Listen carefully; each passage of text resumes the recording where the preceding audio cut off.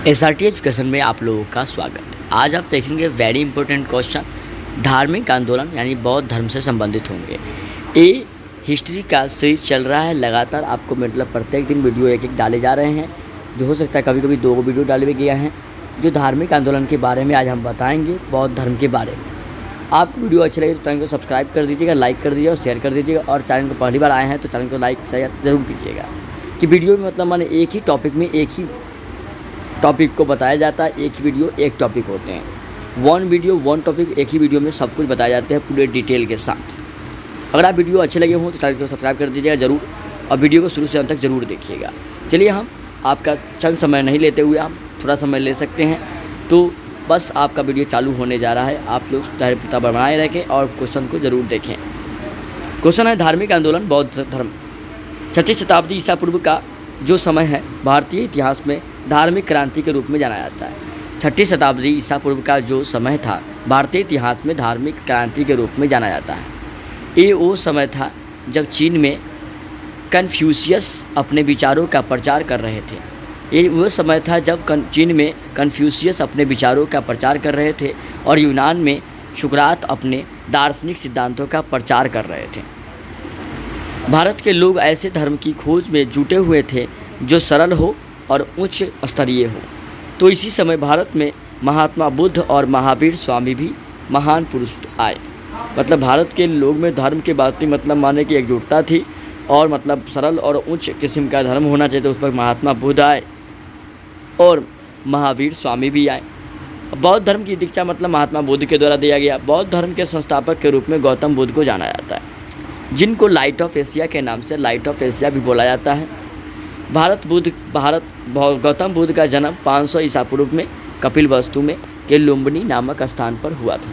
गौतम बुद्ध का जन्म 500 ईसा पूर्व में कपिलवस्तु के लुम्बिनी नामक स्थान पर हुआ था। 3वीं शताब्दी ईसा पूर्व में अशोक ने इसी स्थान पर बुद्ध की स्मृति में स्तंभ का निर्माण करवाया था। बुद्ध शक वंश के संबंधित थे। बुद्ध तो शाक्य वंश के संबंधित थे। इसके पिता का नाम शुद्धोधन था। शुद्धोधन का कपिलवस्तु के एक छोटे से गणराज्य के प्रधान थे। गौतम बुद्ध के बचपन का नाम सिद्धार्थ था, और सिद्धार्थ के जन्म के तुरंत बाद ही इसकी माता का देहांत हो गया था। इसीलिए उनका पालन पोषण उनकी मौसी प्रजापति गौतमी ने किया था। इसी कारण से गौतम पुत्र गौतम कहलाए। प्रजापति गौतमी प्रथम महिला थी जो बौद्ध धर्म को ग्रहण किया गया था। शुरुआत से ही गौतम बुद्ध का मन आध्यात्मिकता की ओर था, पर इसके पिता इसको लेकर के काफ़ी चिंतित रहा करते थे। इसीलिए उन्होंने जब गौतम 16 वर्ष के हुए तब उनका विवाह यशोधरा नामक की एक लड़की से कर दिया। 28 वर्ष की उम्र में उन्हें एक पुत्र हुआ जिसका नाम राहुल पड़ा।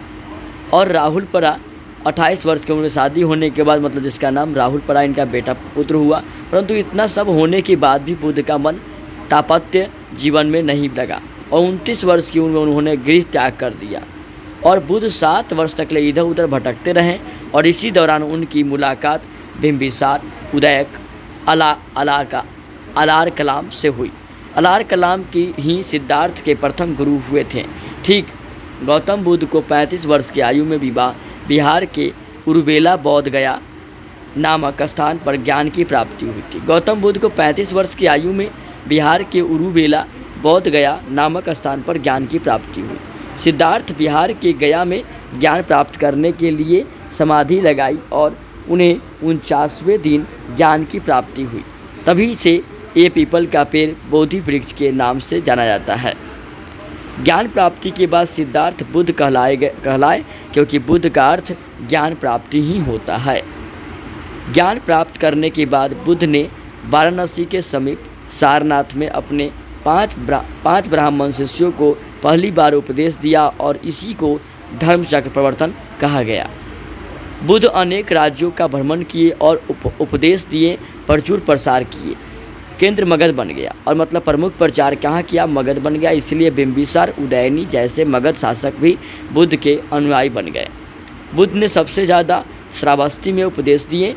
बुद्ध धर्म के प्रचार के लिए महात्मा बुद्ध ने बौद्ध संघ की स्थापना की। बौद्ध संघ वह स्थान था जिसमें भिक्षुक अपना घर छोड़ कर के निवास करते थे और जीवन भर बौद्ध धर्म का प्रचार करते थे, उसे बौद्ध भिक्षुक कहते थे। बौद्ध धर्म बुद्ध के अनुयायी दो भागों में विभाजित हो गए, एक भिक्षुक हो गए, एक उपासक हो गए। बौद्ध धर्म प्रचार के लिए जिन्होंने संन्यास ग्रहण किया उन्हें भिक्षुक कहा जाने लगा, और जो गृहस्थ हो गए उसे हम व्यतीत करने लगा, बौद्ध धर्म को अपनाने लगे, उसे उपासक कहने लगे। समय समय पर बौद्ध धर्म को समझने हेतु बौद्ध सभाएं आयोजित की गई, जिन्हें बौद्ध संगीत के नाम से जाना गया। क्रम से संख्या देखेंगे आप लोग। प्रथम असंगीत राजगृह सप्तशृंगी गुफा 483 ईस्वी में, अध्यक्ष महाकाश्यप, अशासक अजातशत्रु हर्यक वंश।